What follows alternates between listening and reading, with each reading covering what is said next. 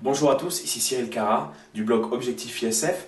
Aujourd'hui, je vais vous présenter l'investissement préféré des Français, à savoir l'investissement dans un studio.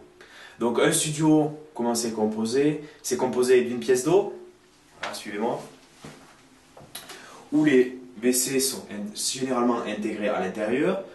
Ce studio a la particularité d'avoir une baignoire. Voilà. Après, on passe au salon. Donc salon, salon lit. Voilà. Et la fameuse kitchenette que tout le monde connaît, pour ceux qui ont vécu là-dedans. Donc la question à se poser, c'est faut-il faire comme la majorité des Français, à savoir acheter sa résidence principale, puis investir dans un studio? À cette question, je réponds clairement non. Pourquoi je réponds non? Tout simplement par rapport aux chiffres. Donc, la personne qui loue ce studio paye 410 € par mois. Donc si on fait le calcul, 410 € x 12, on obtient 4 920 € de loyer à l'année. Les prix moyens des studios sur Toulouse sont de 75 000 €. Donc si on rajoute les frais de notaire, 7 000 €, on obtient un prix global de 82 000 €. Donc si on divise 4 920 divisé par 82 000 €, on obtient une rentabilité brute de 6%.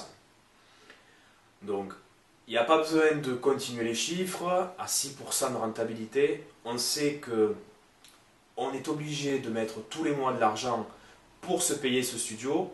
Et au final, on est obligé d'attendre 20 ans que le crédit soit payé pour enfin pouvoir gagner de l'argent. Donc je viens de répondre non à cette question, mais je peux également répondre oui. Je peux répondre oui dans l'investissement d'un studio si par cas on veut faire de la location saisonnière, puisque les loyers à la semaine n'ont rien à voir avec les loyers au mois, et ainsi on peut passer d'une rentabilité bien au-delà. Par contre, ce studio qui est basé à Toulouse ne peut pas être fait en location saisonnière, puisqu'il n'est pas près d'une station de métro ou il n'est pas dans une zone dite touristique. Donc ce studio-là ne correspond pas à de la location saisonnière sur Toulouse. Voilà, j'espère avoir été clair dans cette vidéo.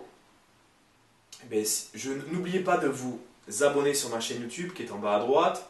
Si vous avez aimé cette vidéo, de me laisser un like et de me dire en bas dans un commentaire si vous, oui ou non, vous voulez acheter un studio.